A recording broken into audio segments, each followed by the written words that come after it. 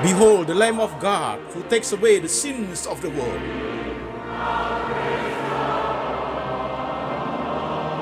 Jesus said, I am the way, the truth, and the life. No one comes to the Father but by me.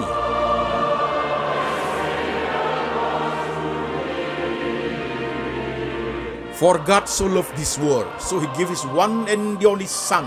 Whoever believes in him shall not perish, but have eternal life. Shalom saudara-saudara sekalian, saya Pendeta Antoni Chang. Salam untuk jemaat sekalian, jemaat yang ada di kota-kota di Indonesia, jemaat yang ada di kota-kota luar negeri. Saudaraku, jemaat sekalian, hari ini kita online Sunday service. Online Sunday service, saudaraku, temanya adalah peringatan Tuhan. Peringatan Tuhan. Mystery of God Part 2, saudaraku, bagian kedua. Oke, saudara sekalian, mari jemaat, saya ajak jemaat, ada firman Tuhan yang kita baca. Firman Tuhan hari ini kita baca dari 3 bagian. Bagian pertama dari kitab Ulangan, pasal 5, ayat 1 sampai 22. Demikian firman Tuhan.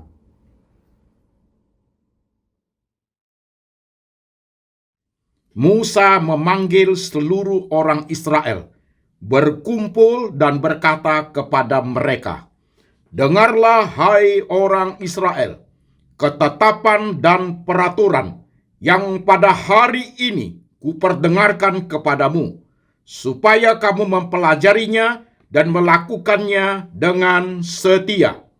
Tuhan, Allah kita, telah mengikat perjanjian dengan kita di Horeb.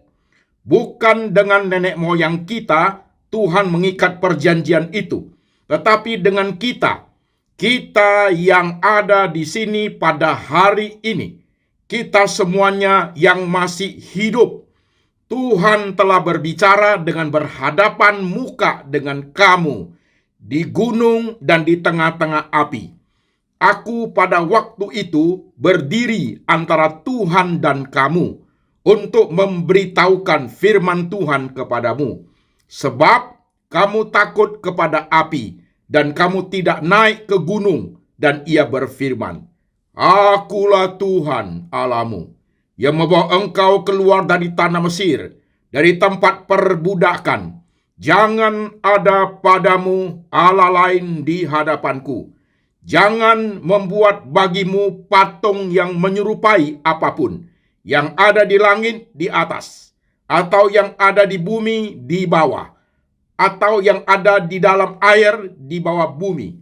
Jangan sujud menyembah kepadanya, atau beribadah kepadanya. Sebab aku, Tuhan Allahmu, adalah Allah yang cemburu, yang membalaskan kesalahan bapa kepada anak-anaknya, dan kepada keturunannya yang ketiga dan keempat dari orang-orang yang membenci aku.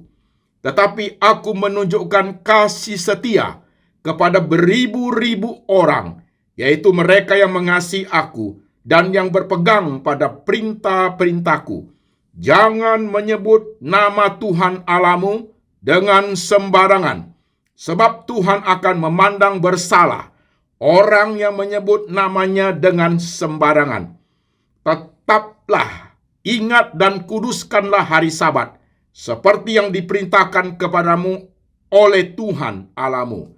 6 hari lamanya engkau akan bekerja dan melakukan segala pekerjaanmu. Tetapi hari ke-7 adalah hari Sabat Tuhan Allahmu.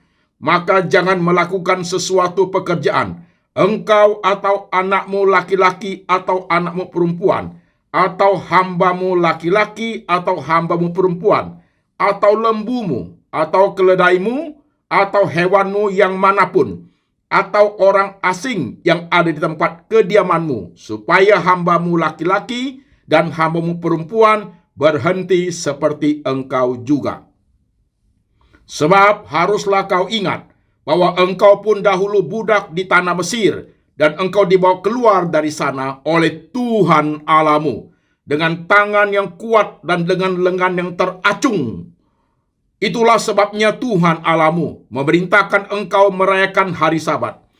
Hormatilah ayahmu dan ibumu, seperti yang diperintahkan kepadamu oleh Tuhan Allahmu, supaya lanjut umurmu dan baik keadaanmu di tanah yang diberikan Tuhan Allahmu kepadamu. Jangan membunuh, jangan berzina, jangan mencuri, jangan mengucapkan saksi dusta tentang sesamamu, jangan mengingini istri sesamamu, dan jangan menghasratkan romanya, atau ladangnya, atau hambanya laki-laki, atau hambanya perempuan, atau lembunya, atau keledainya, atau apapun yang dipunyai sesamamu. Firman itulah yang diucapkan Tuhan kepada seluruh jemaatmu dengan suara nyaring di gunung, dari tengah-tengah api, awan dan kegelapan, dan tidak ditambahkannya apa-apa lagi. Ditulisnya semua pada 2 loh batu, lalu diberikannya kepadaku. Amin. Saudara sekalian, firman Tuhan bagian kedua kita ambil dari kitab Roma pasal 2 ayat 1 sampai 16. Demikian firman Tuhan.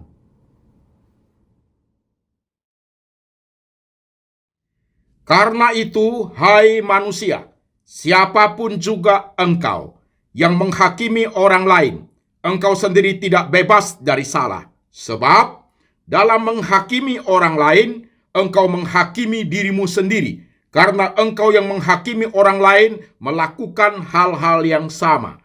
Tetapi kita tahu bahwa hukuman Allah berlangsung secara jujur atas mereka yang berbuat demikian. Dan engkau, hai manusia, engkau yang menghakimi mereka yang berbuat demikian, sedangkan engkau sendiri melakukannya juga, adalah engkau sangka bahwa engkau akan luput dari hukuman Allah. Maukah engkau menganggap sepi kekayaan kemurahannya, kesabarannya, dan kelapangan hatinya? Tidakkah engkau tahu bahwa maksud kemurahan Allah ialah menuntun engkau kepada pertobatan? Tetapi oleh kekerasan hatimu yang tidak mau bertobat, engkau menimbun murka atas dirimu sendiri. Pada hari waktu mana murka dan hukuman Allah yang adil akan dinyatakan. Ia akan membalas setiap orang yang menurut perbuatannya, yaitu hidup kekal kepada mereka yang dengan tekun berbuat baik, mencari kemuliaan, kehormatan, dan ketidakbinasaan. Tetapi murka atas geram kepada mereka yang mencari kepentingan sendiri, yang tidak taat kepada kebenaran, melainkan taat kepada kelaliman. Penderitaan dan kesesakan akan menimpa setiap orang yang hidup yang berbuat jahat, pertama-tama orang Yahudi dan juga orang Yunani. Tetapi kemuliaan, kehormatan, dan damai sejahtera akan diperoleh semua orang yang berbuat baik, pertama-tama orang Yahudi dan juga orang Yunani. Sebab Allah tidak memandang bulu, sebab semua orang yang berdosa tanpa hukum Taurat akan binasa tanpa hukum Taurat. Dan semua orang yang berdosa di bawah hukum Taurat akan dihakimi oleh hukum Taurat. Karena bukanlah orang yang mendengar hukum Taurat yang benar di hadapan Allah, tetapi orang yang melakukan hukum Tauratlah yang akan dibenarkan. Apabila bangsa-bangsa lain yang tidak memiliki hukum Taurat oleh dorongan diri sendiri melakukan apa yang dituntut hukum Taurat, maka walaupun mereka tidak memiliki hukum Taurat, mereka menjadi hukum Taurat bagi diri mereka sendiri. Sebab dengan itu mereka menunjukkan bahwa isi hukum Taurat ada tertulis di dalam hati mereka, dan suara hati mereka turut bersaksi, dan pikiran mereka saling menuduh atau saling membela. Hal itu akan nampak pada hari bila mana Allah, sesuai dengan Injil yang kuberitakan, akan menghakimi segala sesuatu yang tersembunyi dalam hati manusia oleh Kristus Yesus. Amin. Bagian ketiga, saudaraku, firman Tuhan bagian ketiga, kita ambil dari Injil Matius pasal 5, ayat 17 sampai 20. Demikian firman Tuhan.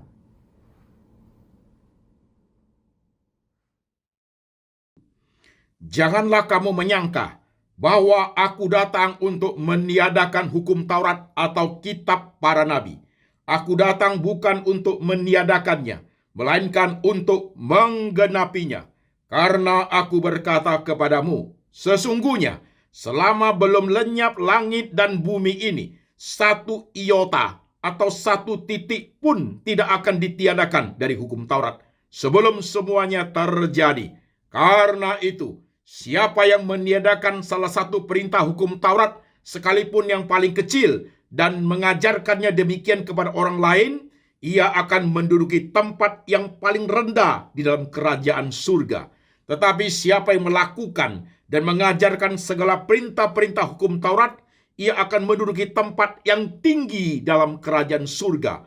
Maka aku berkata kepadamu, jika hidup keagamanmu tidak lebih benar daripada hidup keagaman ahli-ahli Taurat dan orang-orang Farisi, sesungguhnya kamu tidak akan masuk ke dalam kerajaan surga. Amin. Jemaat sekalian, firman Tuhan sudah kita baca, firman Tuhan sudah kita dengar. Mari kita merenungkan firman Tuhan. Saya ajak jemaat, baik yang ada di kota-kota Indonesia, jemaat pun yang ada di kota di dalam negeri, saudaraku di Indonesia, jemaat yang ada di luar negeri, jemaat yang sedang beribadah sendirian di rumah atau bersama keluarga. Saya ajak jemaat sekalian, mari kita tunduk kepala, kita doa, minta pimpinan daripada Tuhan. Mari jemaat, kita tundukkan kepala, kita berdoa. Tuhan Yesus, kami sudah mendengarkan. Kami sudah membaca firman-Mu. Sekarang roh Tuhan bekerja. Pakai hamba-Mu ini Tuhan, untuk menguraikan firman Tuhan dengan bahasa yang paling sederhana, yang paling gampang dimengerti oleh seluruh lapisan jemaat.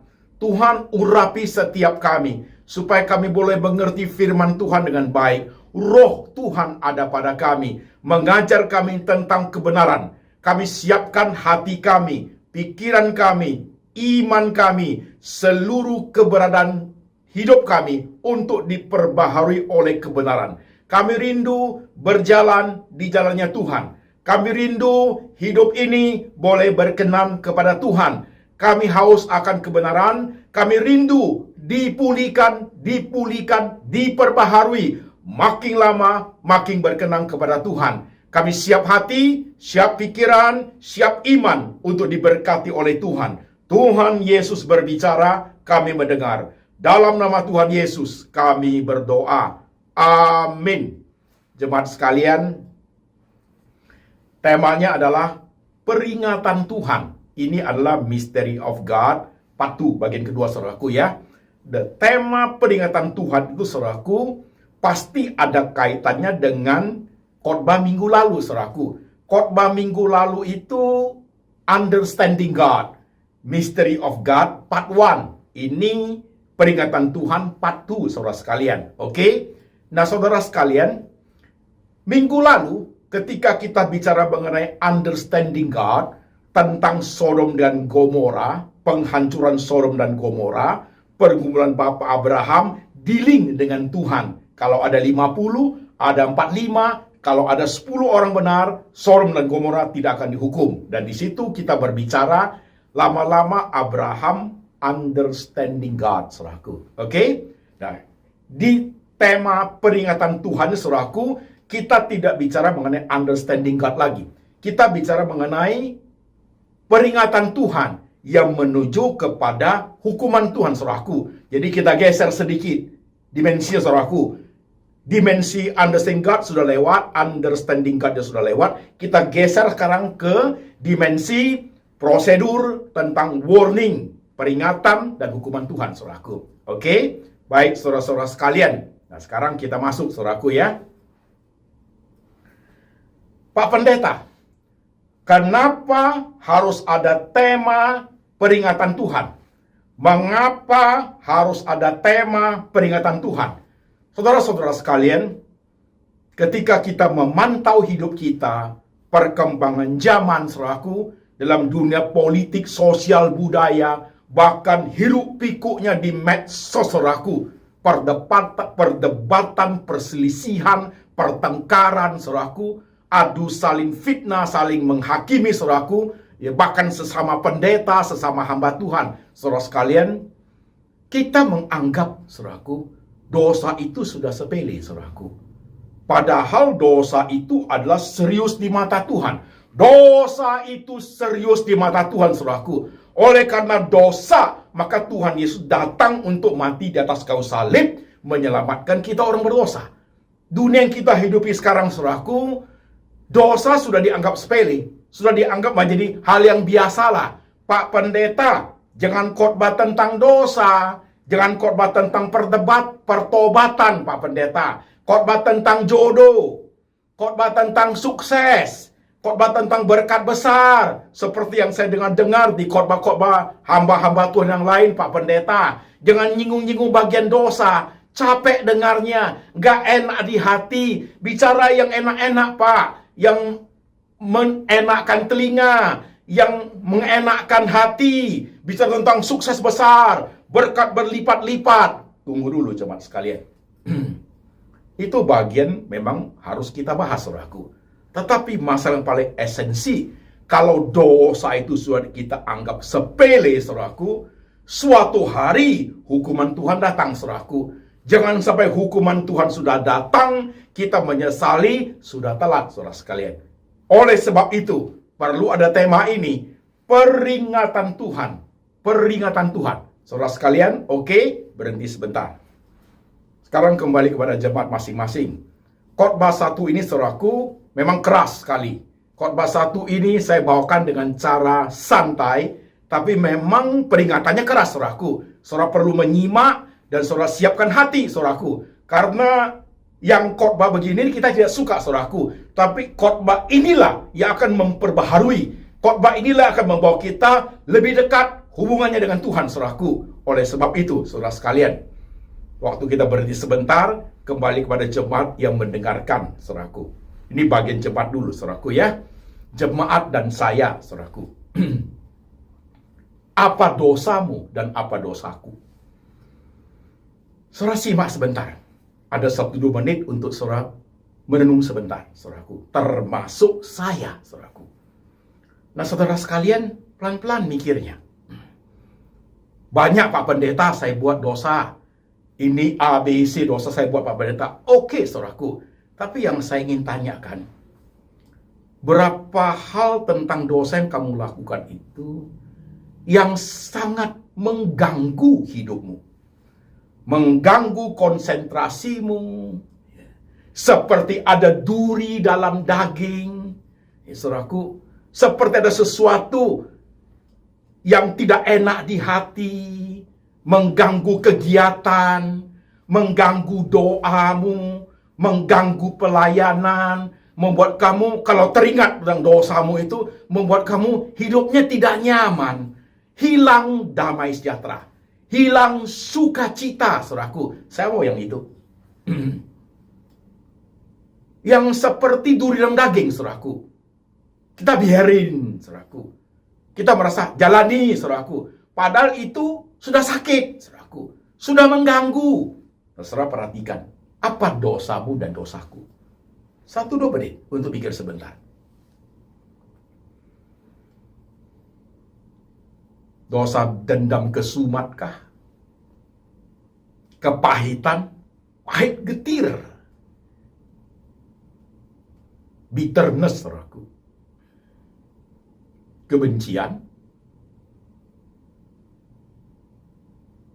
Dosa ranjang?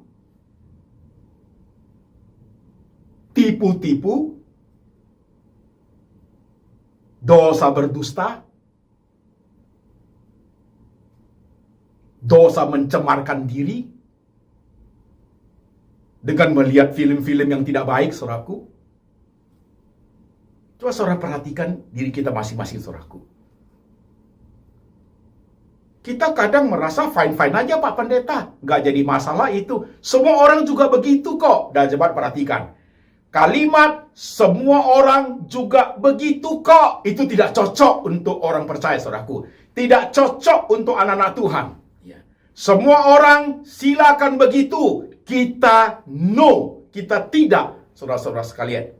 Oke, udah? 1 menit udah? Sekarang lagi heboh nih, saudaraku. Flexing. Crazy rich, saudaraku. Luar biasa. Itu dosa, saudaraku. Oke? Dah, saudaraku. Gak usah banyak-banyak. Yang kita lakukan itu 2 atau 3 aja, saudaraku. Yang paling mengganggu hidupmu itu. Yang udah tahu bisa menghancurkan kehidupan ini, saudaraku. Saudara rasa tidak nyaman sekali dengan apa yang saudara lakukan. Oke? Udah? Semua kalangan, saudara sekalian. Tua muda, besar kecil. Pintar bodoh, kaya miskin. Rakyat jelata, bangsawan, negarawan, raja, ibu rumah tangga, anak muda, remaja, dosen, politikus, ekonom, saintis, dokter, hamba-hamba Tuhan, diaken, saudaraku. Semua profesi, semua jabatan, semua kalangan, saudaraku. Perhatikan hal ini, saudara sekalian. Termasuk kita semua. Tanamkan dalam hati kita 2 atau 3 saja perbuatan dosa itu yang membuat kamu itu tidak sejahtera hidupnya. Dosa kok dipelihara. Kan kira-kira begitu, saudaraku, kan? Oke? Udah? Nah, kita lanjut, saudara sekalian. Di kitab yang kita baca, saudaraku, di kitab Ulangan pasal 5 itu tentang 10 hukum Taurat, saudaraku. 10 hukum Taurat. Dan 10 hukum Taurat itu, saudaraku, 10 hukum Taurat itu dijabarkan semuanya, saudaraku. Itu jelas. 10 hukum Taurat, saudaraku. Plus kitab para nabi dan rasul, saudara sekalian. Jadi, saudaraku, kita tidak bisa mengelak. Karena 10 hukum Taurat, kitab para nabi dan rasul, saudara sekalian, itu menceritakan tentang dosa-dosa yang dilakukan oleh manusia berdosa, saudaraku. Oke? Udah? Nah, jemaat akan berkata, Pak Pendeta, itu 10 hukum Taurat itu kan tidak relevan lagi, Pak. Itu kan zaman perjanjian lama, Pak. Oh, tunggu dulu, jemaat sekalian. Kitab Roma, saudaraku, kitab Roma yang kita baca, kitab Injil Matius pasal 5 yang kita baca, Yesus mengatakan, Yesus katakan apa, saudaraku? Aku datang bukan untuk meniadakan hukum Taurat. 1 iota pun tidak boleh hilang. Justru aku datang accomplish untuk menggenapi, saudaraku, hukum Taurat. Berarti hukum Taurat tetap relevan buat hidup kita, saudaraku. Di situ jangan menyembah, jangan ada ilah lain, sampai jangan membunuh, sampai berikutnya, saudaraku, jangan menghabisi kehidupan orang lain, jangan berdusta, semuanya, saudara-saudara sekalian. Itu ada di situ. Oke, saudara perhatikan. Nah, jemaat-jemaat sekalian, 10 hukum Taurat itu jelas, saudaraku. Tambah kitab para nabi dan rasul. Saudara kan berkata, Pak, 10 Taurat itu tidak ada tulis kok. Jangan berjudi. Tidak ada tulis kok flexing di situ, Pak. Tidak ditulis kok, Pak, dosa-dosa yang tren zaman ini. Kalau semua dosa zaman ditulis, saudaraku, itu Alkitab tebalnya minta ampun. Tapi prinsip dasarnya ada, saudaraku. Prinsip dasarnya ada, saudaraku. Prinsip dasar dari firman Tuhan itu, saudara sekalian, itu mengajar kita untuk mengerti. Dan kitab para nabi, kitab para rasul, itu lengkap semua, saudaraku. Ya, saudara kan berkata, jangan minuman keras kan tidak ditulis di Alkitab, Pak. Jangan diperhamba dirimu itu, jangan memberikan dirimu diperhamba oleh hal-hal yang tidak baik, saudaraku. Itu prinsipnya ada loh, saudaraku. Oke. Nah, sekarang kita masuk lagi, saudaraku. Ketika kita bicara sampai di sini, saudaraku, dulu saya waktu mengajar sekolah minggu, ada anak sekolah minggu cukup nakal sih dia. 10 hukum Taurat, Lause. Jangan ini, jangan itu. Saya 11 ya, Lause. Apa yang 11? Saya tanya dia.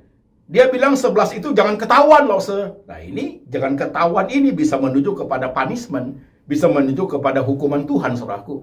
Jangan ketahuan hukum Taurat ke-11, Lause. Asal tidak ketahuan nggak apa-apa. Siapa yang bisa lari pada maha taunya Tuhan? Masih ingat? Di khotbah Understanding God. Tuhan itu maha tahu. Kita ini sedikit tahu, saudaraku. Kita berbuat apapun di depan Tuhan itu terbuka semua. perbuatan masa lalu, masa sekarang, dan masa akan datang di hadapan Tuhan itu terbuka semua, saudaraku. Tuhan itu maha tahu. Kita sedikit tahu. Jangan coba-coba untuk berargumentasi, mempermainkan, memberikan alasan yang reasonable supaya kita tetap berbuat dosa. Please, don't, saudaraku. Jangan. Oke, saudara sekalian. Nah, saudara, ketika sampai poin ini, saudaraku, tadi sudah ada di hatimu ya, 2-3 dosa yang sangat mengganggu hidupmu itu udah? Oke. Nah, sekarang kita masuk lagi, saudaraku. Peringatan Tuhan. Tentunya ketika sebelum masuk ke hukuman Tuhan, saudaraku, pasti prosedurnya peringatan Tuhan. Tema kita hari ini. Peringatan Tuhan itu bagaimana prosedurnya, Pak? Seperti apa, Pak?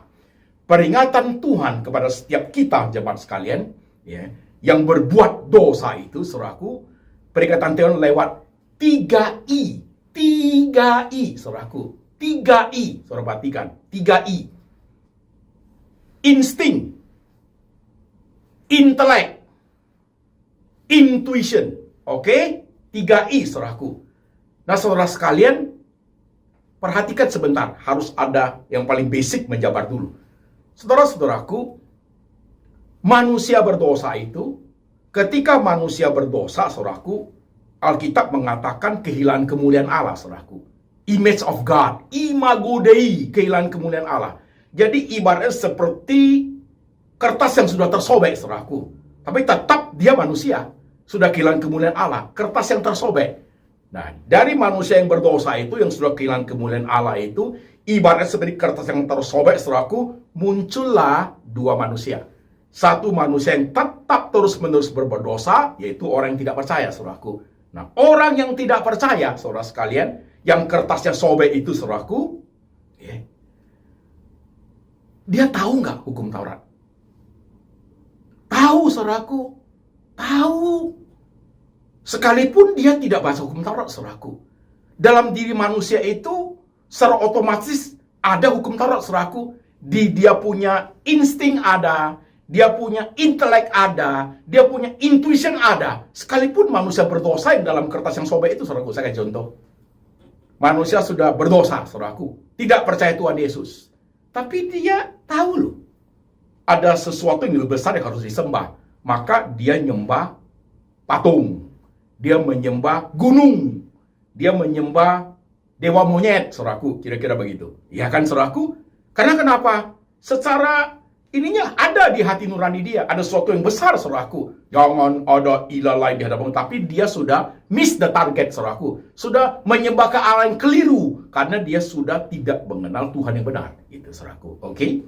Nah, manusia berdosa yang tetap dalam kertas sobek. Nah, yang kedua adalah manusia berdosa yang sudah bertobat, yaitu orang percaya. Jadi, image of God-nya dipulihkan, saudaraku. Ditransformasi, reform, saudaraku. Dipulihkan, tetapi tetap bisa berbuat dosa. Nah, ketika dia dipulihkan, saudaraku, triple I-nya, hukum Tauratnya, lebih jelas lagi di hati dia. Jadi, dia punya triple I itu, insting, intellect, intuition-nya hidup, saudaraku. Orang yang unbeliever, ada nggak 3I-nya? Ada. Tapi ya begitu, on off, signalnya nggak bagus, saudaraku, karena kertas sobek, saudara sekalian. Tahu loh dia, ini nggak boleh, itu nggak boleh, tapi setengah-setengah benar, saudaraku. Nah, ketika orang yang sudah percaya, hidup kembali menjadi orang percaya, saudaraku, ditransformasi. Jadi transformasi pakai apa? Firman Tuhan. Ada Tuhan Roh Kudus dalam diri orang itu. Dia punya insting, intelek, intuitionnya itu menjadi nyala. Signalnya hidup, saudaraku. Jadi terbuka dia untuk mengerti Taurat Tuhan, mengerti kitab para nabi, saudaraku. Ada roh Tuhan yang membimbing dia masuk ke kebenaran, mengerti lebih banyak. Nah, ini perbedaan, saudaraku. Oke? Ini basic ya. Kita masuk kembali. Nah, jemaat sekalian, prosedurnya Tuhan sebelum masuk ke hukuman, peringatan Tuhan lewat triple I. Saudara sekalian, tadi saya sudah tanyakan, dosamu apa, udah oke? Sekarang, coba pakai I yang pertama. Ini prosedur peringatan Tuhan, saudaraku. I yang pertama itu secara instinktif, secara naluri, saudaraku.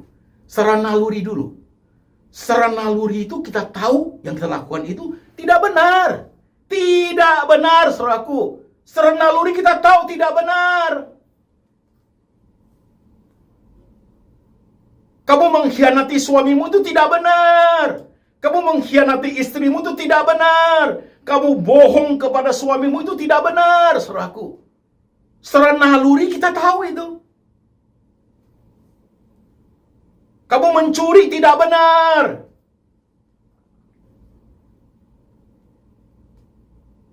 Kamu menghabiskan harta dengan berfoya-foya tidak benar, saudaraku. Secara instingtif kita tahu itu, saudaraku. Kita tahu itu.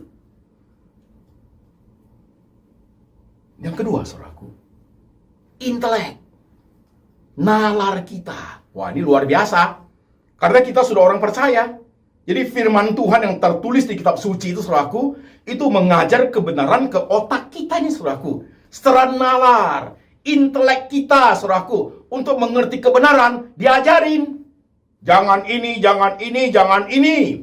Diajarin kitab Nabi, diajarin dari kitab Rasul, saudaraku. Semua lengkap. Diajarin dosa itu seperti apa, bahaya dosa seperti apa, peringatan dosa seperti apa. Diperbaharui pikirannya, diajar oleh firman, dituntun oleh Roh Kudus, saudaraku, sehingga kita mengerti kebenaran dengan baik. Oh, saya nggak boleh ini ya. Secara intelek itu Tuhan kerja. Prosedur, saudaraku ya.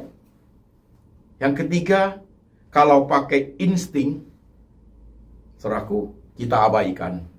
Nantilah itu, semua orang juga begitu kok. Oke, Tuhan pakai intelek. Kita kan anak-anak Tuhan. Saya hamba Tuhan. Setiap minggu kita ke gereja. Kalau nggak ke gereja, sekarang zaman seperti kita Zoom. Kita lewat online, saudaraku. Online Sunday service. Ya. Online sermon, saudaraku. Oke? Kita dengar tuh firman Tuhan. Kita amati, kita baca tadi itu firman Tuhan. Kita dengar khotbah, saudaraku. Itu sudah mengajar kepikiran kita, saudaraku. Tiap minggu itu, saudaraku. Bahkan setiap minggu pun, setiap hari pun ada firman Tuhannya. Saudara baca, saudara saat teduh, kan demikian saudara sekalian. Lewat intelek, kebenaran itu dinyatakan ke pikiran kita. Kita abaikan juga. Nantilah itu, Pak. Saya belum bisa lah itu, Pak. Yang itu jangan korbain lah, Pak. Dengar khotbah begini, saudara langsung matiin, saudaraku. Saudara langsung pindah. Switch, kalau online kan gampang. Langsung cari khotbah-khotbah pendeta yang menyenangkan. Membuat saudara tertawa terkekeh-kekeh. Membuat saudara itu tertawa, berkat-berkat melimpah turun, saudaraku. Membuat saudara itu senang banget hati saudara. Rasanya itu menyenangkan telinga, mengenakkan hati. Tapi saudara tidak tahu, di balik itu, hukuman Tuhan itu sedang tunggu, saudaraku. Kita pura-pura tidak mau tahu, kita ignore tentang peringatan Tuhan itu, saudaraku. Oke, secara intelek kita abaikan. Insting kita abaikan. Intelek kita abaikan. Tuhan pakai prosedur peringatan Tuhan yang ketiga. Intuition. Hati nurani. Itu jauh lebih dalam, saudaraku. Kalau masih di sini, di intelek ini, saudaraku, bisa kita main-mainin. Kalau di insting, naluri itu, ya semua orang gitu kok. Tapi kalau di intuition, hati nurani, God speak through conscience, saudaraku. Roh Kudus ada di situ, saudaraku. Tuhan Roh Kudus bekerja di situ. Nah, ini yang membuat kamu gelisah. Yang tadi saya ngomong di khotbah-khotbah dulu pertama, saudaraku. Gelisah. Yuk gelisah. Dulu sebentar teringat akan yang kamu lakukan, hatimu nggak enak. Nah, itu dia, saudara. Itu dia, saudaraku. Itu dia. Waktu dengar firman Tuhan seperti hatimu nggak enak, itu dia. You punya hati nurani itu gelisah, saudaraku. Hati nuranimu tuh nggak enak. Artinya saudara seperti disudutkan, saudaraku. Itu Tuhan berbicara lewat I yang ketiga. Hati nurani. Intuition, saudaraku. Itu lebih dalam. God speak deeper. Itu nusuk itu. Bahasa kita itu menohok, saudaraku. Begitu. Itu masuknya tajam, saudaraku. Seperti tersentak, saudara sekalian. Itu. Tuhan bicara situ. Dan sering kan? Lewat firman Tuhan yang saudara dengar itu. Banyak orang nggak suka firman saya. Yang saya beritakan kebenaran yang saya khotbahkan, saudaraku. Capek, Pak. Ngantuk, Pak. Ya, mikir lagi, Pak. Ya, dengerin lah khotbah yang lain. Nggak usah mikir punya.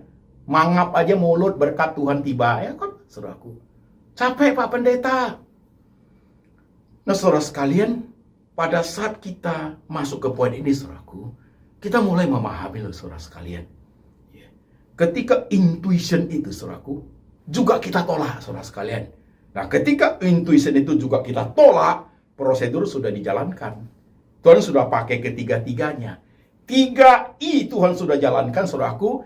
3-tiganya kita ignore. Kita abaikan dengan menggunakan kepintaran kita, nalar kita, hati kita, semua alasan yang ada. Kita ignore dosa kita. Kita tidak mau tahu. Nantilah itu. Kapan-kapan lah itu. Saya belum bisa lah. Pak Pendeta, nantilah nggak apa-apa lah. Ya, dosa-dosa lah Pak. Nanti juga nggak ada urusan kok. Tuhan sudah ampuni saya kok. Tunggu saudaraku. Oke? Nah, kita lanjut. Ketika kita ignore, kita abaikan semua prosedur peringatan dari Tuhan saudaraku, maka muncullah manusia berdosa itu dalam 4 kota saudaraku. 4 kota ya. Saudara lihat sendiri ya, saudara saya itu ada di kota yang mana. Oke?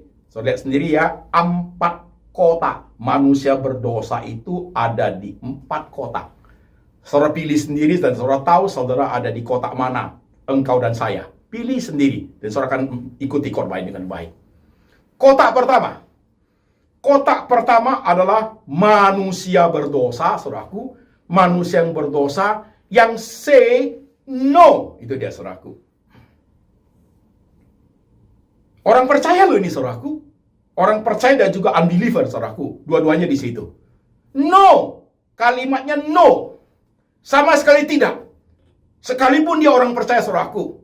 Aku tidak mau. Aku mau hidup seenak gua. Memang KTP ku tertulis Kristen. Saya nggak mau apa. Pintar pakai ayat. Jangan menghakimi orang. Ya. Yang menghakim itu milik Tuhan. Ya. Jangan menghakimi orang. Lihat itu halangan, lihat itu batu sandungan, lihat itu you punya sendiri, you punya kesalahan sendiri. Gak usah ajarin orang, gak usah campur urusan saya, gak usah intervensi masalah saya. Aku no, keras sekali saudaraku. Itu manusia berdosa yang ada di kota pertama. Di kitab Roma itu dikatakan manusia itu mengeraskan hatinya. Mengeraskan hatinya, saudaraku. Yeah. Menganggap kebaikan, kesabaran, panjang sabarnya Tuhan, saudaraku, dianggap sepele. Hati tetap keras, aku mau hidup seperti ini. Itu manusia berdosa ada di kota pertama. Oke? Dengan dosa-dosa yang dilakukan. Dosa dipelihara sampai hari ini. Manusia berdosa di kota kedua, saudaraku. Siapa itu? Ketika manusia berdosa yang ada di kota kedua itu, dia mulai muncul big question mark. Mulai ragu dia. Dia mulai muncul yes and no dalam hidupnya, saudaraku. Tentang dosa yang dilakukan, dia mulai takut, saudaraku. Dia mulai takut. Dia mulai bimbang. Dia hatinya, pikiran tidak sekuat kota pertama lagi, saudaraku.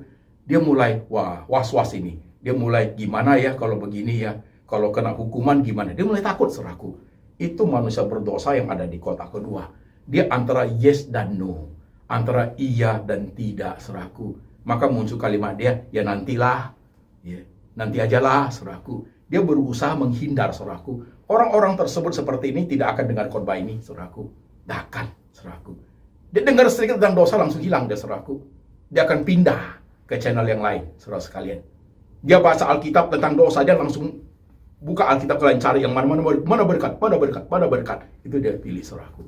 Itu, orang seperti itu. Orang manusia berdosa di kota kedua pengen yes or no, mulai bimbang, tapi nantilah. Saudaraku. Nantilah, itu manusia kota berdosa kota kedua. Manusia berdosa kota ketiga, saudaraku. Ya. Dia menyesali, saudaraku. Iya ya. Kok saya seperti ini ya? Itu bisa terjadi kepada engkau dan saya, saudaraku. Menyesali, ya. Menyesali, saudaraku. Pak Pendeta, saya ikut flexing. Habis, Pak. Saya nyesal loh, Pak. Pak Pendeta, saya hancurkan rumah tangga saya. Akhirnya saya divorce. Anak saya nggak akan tahu dibawa istri kemana, dibawa suami kemana. Pak Pendeta, saya terlibat masalah hukum yang nggak bagus. Saya menipu orang, Pak Pendeta. Saya terlilit oleh hutang yang banyak karena kesalahan saya, keegoisan dan dosa-dosa yang saya buat. Menyesal orang seperti itu, saudaraku. Menyesal. Tapi manusia berdosa di kotak ketiga ini, saudara sekalian, dia menyesal sampai di situ saja, saudaraku. Dia menyesal, titik, saudaraku. Bahkan menangis, saudaraku. Hatinya itu penuh gundah gulana. Hatinya itu berteriak, saudaraku. Kenapa ini terjadi sama saya? Kenapa saya lakukan ini ya? Kenapa anak istri saya, suami saya jadi korban karena aku ya? Kenapa ini jadi korban karena aku ya? Saudaraku, dia menyesali. Tapi titik sampai di situ. Jadi manusia berdosa di kotak ketiga, saudaraku.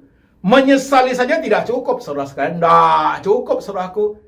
Dia akan lakukan lagi. Dia sama dengan manusia kotak pertama. Wah, akan terus continuous doing sin, saudaraku. Ya.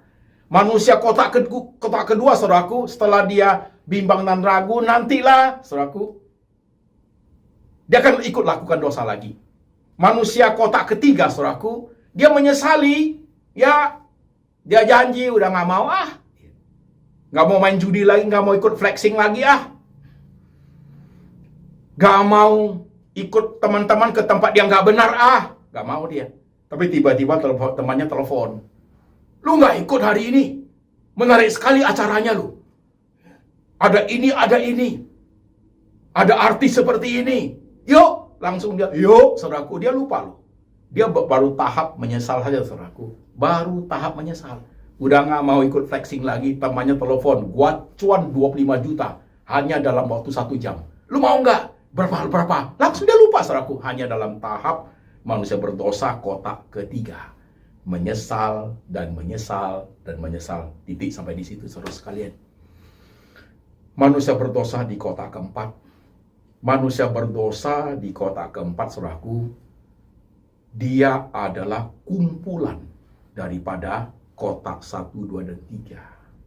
Pada awalnya hatinya keras. Ini orang percaya nih, saudaraku. Berikutnya dia mulai was-was. Kenapa ya? Yes or no-nya muncul. Nantilah, tak berdaya. Di kotak ketiga dia menyesali, saudaraku. Tapi dia tidak sampai di situ. Dia masuk ke kotak 4, saudaraku. Menyesali dan bertobat, saudara sekalian. Ini manusia berdosa di kotak keempat, saudaraku. Manusia berdosa di kotak keempat, contohnya Simon Petrus. Contohnya Daud, Raja Daud, saudaraku. Manusia kotak ketiga, saudaraku, menyesali titik sampai di situ, contohnya Yudas Iskariot. Setelah dia menjual Yesus, dia menyesal. Dia tidak bertobat, saudaraku. Akhirnya dia gantung diri, saudara sekalian. Saudaraku, manusia kotak kedua, saudaraku, itu ada pada diri Kain dan Habil. Ketika Tuhan beri warning kepada dia, saudaraku, dia sama sekali dia ignore. Dia melakukan apa? Dia melenyapkan nyawa adiknya. Kan gitu, saudaraku. Nah, saudara sekalian, pada saat kita perhatikan begitu, saudaraku, dosa yang engkau dan saya lakukan, dosa yang mengganggu you punya hati nurani, dosa yang Tuhan sudah pakai intuition, Tuhan sudah pakai firman, Tuhan sudah pakai firman untuk menghidupkan kembali you punya insting, untuk menghidupkan kembali you punya nalar, untuk menghidupkan kembali you punya hati nurani. Kayak kertas sobek itu yang sudah dipulihkan itu, saudaraku, untuk menyadarkan Tuhan Roh Kudus ada dalam hatimu, membuat kamu seperti di sunstream, saudaraku. You kaget, Tuhan, aku orang berdosa, dan kau bertobat, saudaraku. Nah, kalau kita orang seperti itu, saudara menerima apa? Forgiveness, pengampunan, saudaraku. Saudara menerima pengampunan, saudara sekalian. Tapi kalau orang yang kotak 1, 2, dan 3, saudaraku, mereka tidak menerima pengampunan. Mereka sudah lewat warning, kan? Mereka menerima, saudaraku, hukuman Tuhan. Mereka menerima hukuman Tuhan. Oke, sekarang kita lanjut. Hukuman Tuhan itu kayak apa, Pak Pendeta? Hukuman Tuhan itu kayak apa? Saudara, hukuman Tuhan itu menyakitkan. Hukuman Tuhan itu menyakitkan, saudaraku. Ya, kalau sudah sampai kepada hukuman Tuhan itu menyakitkan hidup, saudara sekalian. Akan lebih baik sebelum hukuman itu tiba, sudah banyak peringatan Tuhan, kita cepat-cepat bertobat, saudaraku. Udah banyak hal-hal yang kita alami itu udah kelihatan, saudaraku. Akan lebih baik kita cepat bertobat. Jangan sampai hukuman itu tiba. Pak Pendeta, hukuman itu kapan, Pak Pendeta? Aku fine-fine aja kok. Tunggu dulu. Hukuman itu bisa terjadi saat ini juga. Hukuman itu bisa terjadi di bumi, di saat kita hidup di bumi, dan juga di alam lain, saudaraku. Ya, itu terserah kepada Tuhannya, saudaraku. Bisa di bumi, bisa di alam lain. Bisa terjadi dua-dua tempat, saudara, seperti itu. Jadi, saudaraku, ketika kita bicara mengenai hukuman Tuhan, saudaraku, Tuhan tuh ketika menjatuhkan hukuman, Tuhan bisa pakai apa saja, saudaraku. Tuhan bisa pakai banyak cara loh. Sodom dan Gomora lewat api belerang, saudaraku, hancur. Zaman Nabi Nuh, Tuhan pakai air bah, saudaraku, habis. Lewat national disaster, saudaraku, lewat bencana alam, habis, saudara sekalian. Tuhan bisa menyatakan hukumannya lewat alam semesta. Gunung, air, api, Tuhan bisa menggunakan itu. Tuhan bisa menggunakan penyakit, saudaraku. Yes. Tuhan bisa menggunakan penyakit untuk menyatakan hukumannya. Tuhan juga bisa menggunakan, saudaraku, Tuhan bisa menggunakan kehancuran rumah tangga sebagai hukuman.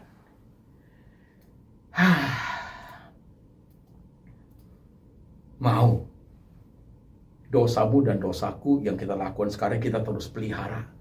Akhirnya hukuman Tuhan tiba dengan mengambil berapa hal dari hidupmu yang paling kamu sayang. Kamu mau? Dengarkan khotbah ini. Tuhan ambil dalam hidupmu sesuatu yang paling kamu sayang. Karena engkau abaikan peringatan Tuhan. Engkau abaikan peringatan Tuhan. Peringatan demi peringatan. Kesabaran demi kesabaran dari Tuhan. Tuhan kaya, sabar, baik. Kita anggap sepele. Dan hukuman itu datang dengan mengambil sesuatu yang paling berharga daripada diri kita. Mungkin itu anak. Mungkin itu reputasi, harga diri. Mungkin itu karir, pekerjaan. Mungkin itu harta. Atau orang-orang yang paling kita sayang, saudaraku. Tuhan ambil itu. Kalau saat itu kita baru bertobat, saudaraku, sudah jadi zero hidup ini. Sudah nol, saudaraku. Jadi kesempatan untuk firman hari ini, jemaat sekalian. Saya tidak tahu dosa yang saudara buat itu apa. Tapi peringatan Tuhan ini keras, saudara sekalian. Peringatan Tuhan ini keras. Baik kita masuk ke kota keempat, saudaraku. Kita bertobat. Tuhan, aku tidak mau lagi. Tuhan, aku menyesali. Pada saat kamu mengaku dosamu, engkau menyesali. Sekalipun dosamu merah luar biasa, Tuhan akan sucikan putih seperti salju, saudaraku. Orang yang punya hati yang sungguh mengakui dosanya, pengampunan tiba kepada orang itu. Hidup dengan hidup yang baru, saudaraku. Hidup dengan hidup baru. Buang hidup yang lama. Tangan Tuhan lebar untuk memberikan pengampunan kepada kita. I don't know dosamu apa, saudaraku, tapi hari ini peringatan Tuhan sudah jelas kepada engkau dan saya. Mari kita bertobat. Saya manusia biasa, saudara manusia biasa. Kita tidak terhindar daripada dosa karena kita manusia berdosa, saudaraku. Tapi ada Tuhan Yesus. Ada Taurat Tuhan yang sudah ditaruh di insting kita, yang sudah taruh di dalam hati kita, yang sudah ditaruh di dalam nalar kita, saudaraku. Ada yang semua lengkap kita lengkap semua. Saudara sekalian, Tuhan sudah beri semua. Tuhan Roh Kudus pun di hati kita. Berilah hati kita kesempatan seluas-luasnya untuk Tuhan bekerja, saudaraku. Bertobatlah selagi hari masih siang.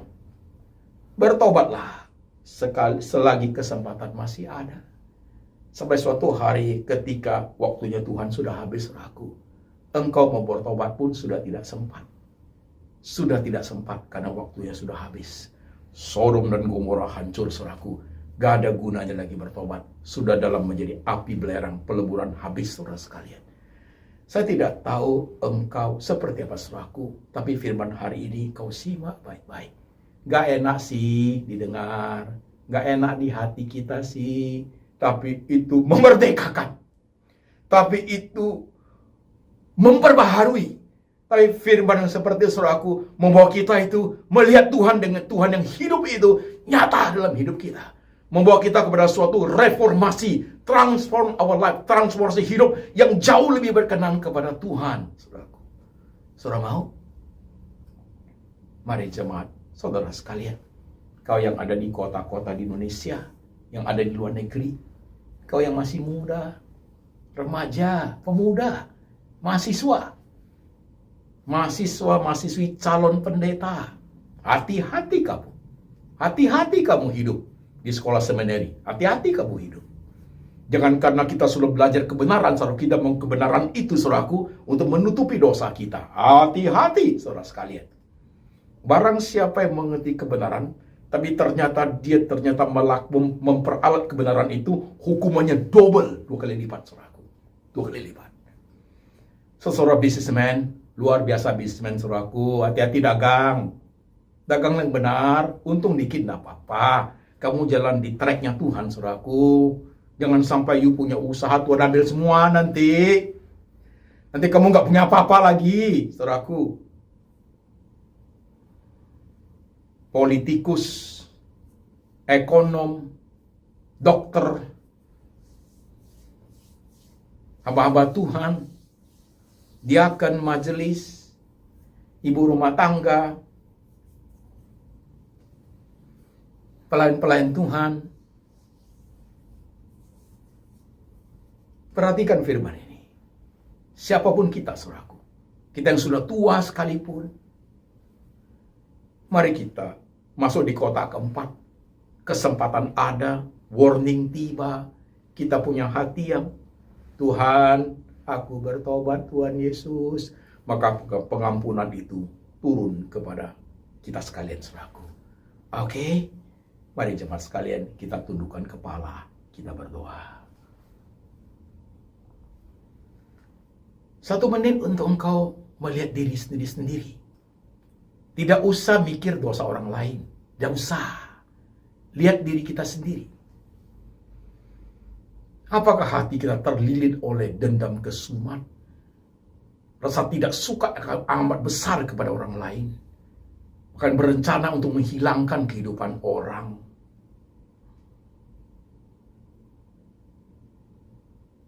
Bahkan dosa mencemarkan kesucian hidup, merusak rumah tangga, ketidaksetiaan kepada istri dan suami.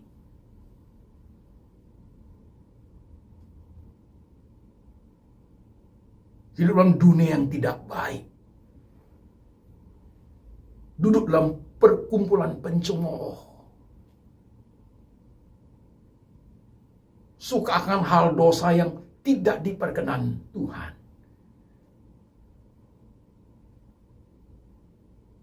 Lihat dirimu masing-masing.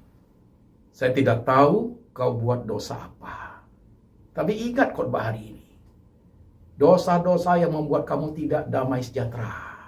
Dosa-dosa yang membuat kamu tiap hari kamu merana. You punya intuition. Hati nuranimu merana. Bertobat kita hari ini.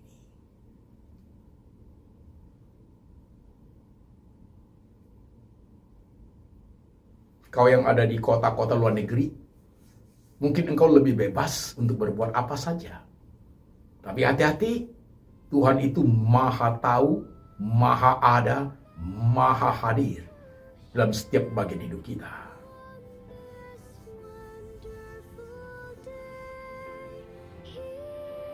Tuhan Yesus, inilah kami, orang berdosa yang sudah diperbaharui. Kertas sobek yang sudah kilan kemuliaan Allah itu sudah dipulihkan. Sehingga kami punya insting, intelek, intuition itu dihidupkan oleh Tuhan Roh Kudus. Lewat firman yang hidup itu. Menjadikan kami menjadi manusia dengan hidup yang baru. Makasih Tuhan, makasih Tuhan. Kami tahu kami lemah. Kami tahu kami terdaging. roh penurut tapi daging lemah. Ampuni kami Tuhan. Kami minta ampun dosa-dosa kami Tuhan.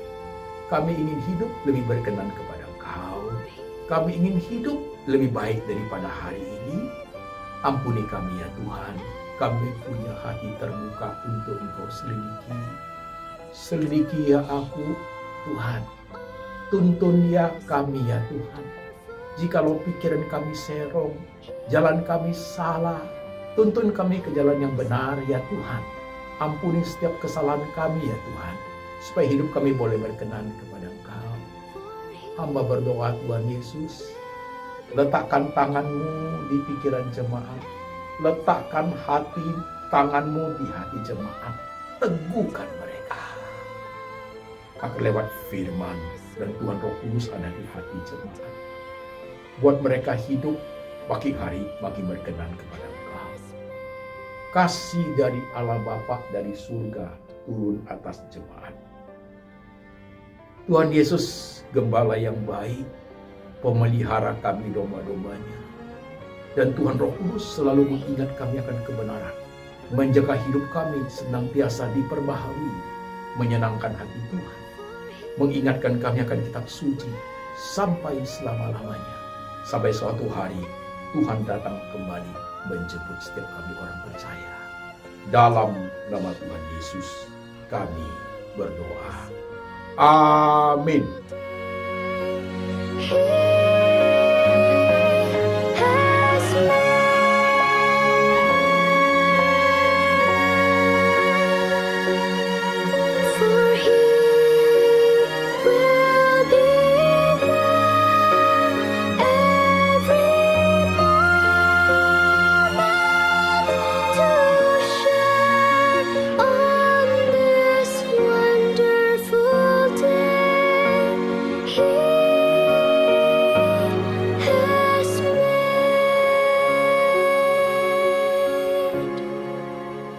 On this wonderful day, He